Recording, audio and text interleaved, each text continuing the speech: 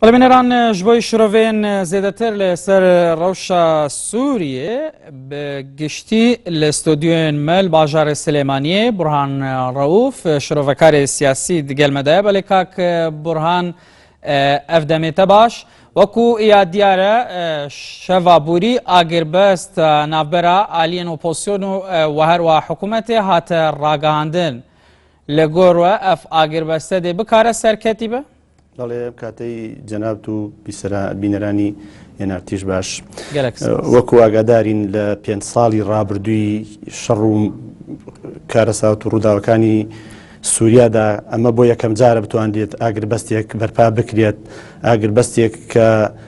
لە بار و دۆخێکی زۆر سەخت و نالەبار و لە کێشم و قەیرانێکی سیاسی و عەسکەری زۆر گەورەدا کە باز لەوە دەکرێت زیاتر لە 1600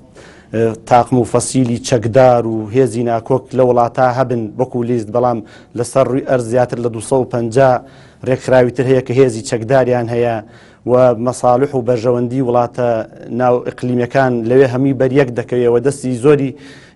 خراوەتە ناو ئەو وڵاتەوە و خوێن ڕشتنێکی گەورە و نزیکەی نیوەی خەڵکی سووریا لە کۆچ و بوون بە کۆچبەر و وڵاتەکەیان جێرا و هەموو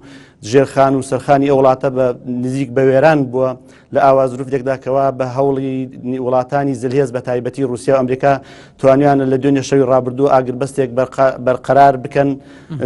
کارێکی باشە وەکو بێدای بەڵام زەمینە سازیەکەی کە بۆ ئەم ئاگربەستە کراوە پێچەوانەی ئەوە پێمان لە چونکە یاریکەرە ڕاستەقینەکانی کەوا لەم شەڕەدا دەوردەگێڕن بیر و بۆچوونی جیاوازیان هەیە وەکو ئەوەی کەوا وڵاتانی دەوروبەر لێدوانی جیاجار دەدەن هێزێکی درڕندەی وەکو داعش و بەرەی نووسڕۆمانەکە لە ئاخر لێدوانیانە کە دوای ئاگربەستەکە ڕایان گەیاندە دەڵێن ئەم ئاگربەستە بۆ ئەوەیەکەوە ڕژێمەکەی بەشار ئەسەد ڕزگار بکرێ و درێژدانە بە ژیانیوان خوێندنەوەی وای بۆ ئەکەن و وڵاتەکانی تر تورکیا ئەمانە پیان باش ئەڵێن ئێمە لێدانی هێزە تیرۆریستەکان بەردەوام دەبین کە لەلایەوان هێزە کوردیەکان و هێزەکانی یەکینەکانی پاراستنی گەل لایەوان بەهێزی تیرۆریستدا دەناسرێ ئەوان لەو ڕۆ پابند نابن بە ئاگربەستەکەەوە. باش تۆ پێت وایە ئاگربەستەکە دەتوانێت سەرکەوتوو بێت بەخۆی ئارامی بۆ سووریا بهێنێت؟ ئاگربەستەکە ئەگەر سەیری زەمینە و خوێندنەوە واری دۆخی سووریا بکەین زۆر زەحمەتە بتوانێت لە ئاوا کەش و هەوایەکداوە لە ئاوا جەوێکدا کە باسم کرد و بوونی ئەو هەموو هێزە چەکدار و ئەو هەموو تاقم و لایەنە ناکۆکە بتوانێت درێژە بداوە ئەمەش وەکو فشارێکە وەکو بینیمان لە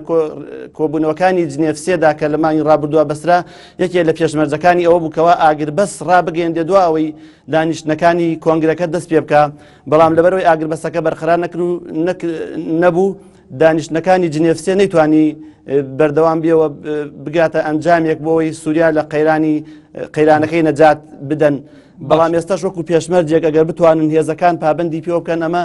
زەمینە سازی و زەمینە خۆش دەکات بۆەوەی دانیشتەکانی کۆنگرەی جنێڤەوەی کە لە باز دەکرێت کە لە حوتی سێدا دانیشتەکانی دەست پێ بکە بتوانن سووریا لەم پشێوی و قەیرانە خوێناویە دەربهێنن. باشە باس لەوە دەکرێتن کە جارێککە کۆبوونەوەکانی جنێڤ دەست پێ بکەنەوە پێتان وایە ئەم ئاگربەستە ینی وا دەکاتن کۆبوونەوەکان ئەنجامێکی هەبێتن؟ ئەم ئاگربەستە وەکو مەرجێکی پێشەکی لایەنەکانی ئۆپۆزیسیۆنی سووریایە کە جاری پێشوش داوایان کردبوو ئەمە ڕێخۆشکەرە بۆەوەی دانیشتەکان دەست پێ بکات بەڵام خوێندنەوەی سەر واقعی سووریا و دەستێوەردانەکان هێندە گەورن و ئەوەندە تەتەوریان کردووە وەکو دەزانین وڵاتانی ناوچەکە بە هەموو توانە و هێزەکانیانەوە لە هەر چواردۆری سووریاوە دەست درێژی گەورەیان کردو و هەر کەسێ سوپا و هێز و لایەنی خۆی هەیە و دەستی گەورەی لە سووریایە و هەر کەس ئێوێ بەرژەوەندی خۆی لە وڵاتە پارێزیەوەیەوێ لە ئایندەی سووریادا پشک و دەستکەوتی خۆی هەبێت لەبەرەوە لە ئاوا حاڵەتێکدا کە هەرچەندە لە کۆنگرەی جنێڤیش وەکو باز دەکرێت پلانی ئەیوبیان داناوە لە حاڵەتی وادا ئەگەر پلانی ئەیسەر نەگرێ دەست بۆ پلانی بیت دەبنەوە بە شوێنێکی شێوازێکی تر و بە ئاکارێکی ترا دەڕوا دوای. باشە ئەم ئاگربەستە بۆ کورد چ سوودێکی هەیە؟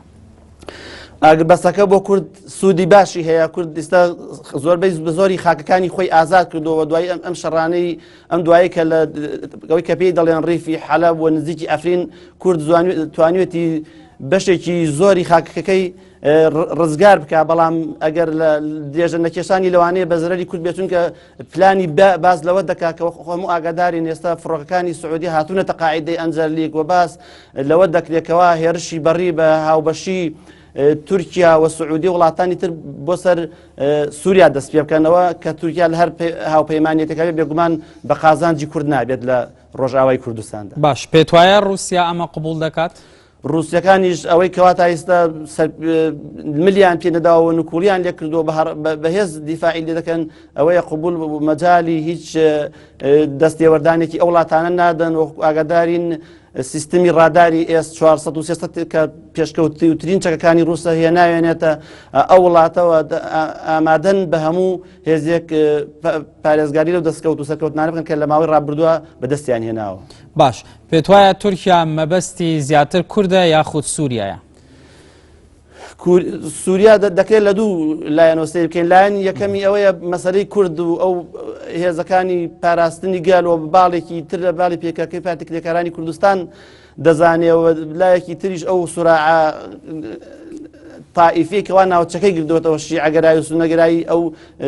دەیەوێت پێش بە مەدی ئێرانی لە ناوچەکەدا بگرێەوە نفوزی خۆی و ئەو هێزانی سونانیکەوە ئەو پاڵپشتیان دەکات لە سووریادا باڵە دەستیان بکات. باش لە ئێستادا کورد لە ئەرزی واقع ینی نوێنەراتی هاوپەیمانان و ئەمریکا دەکاتن بۆ شەڕی داعش.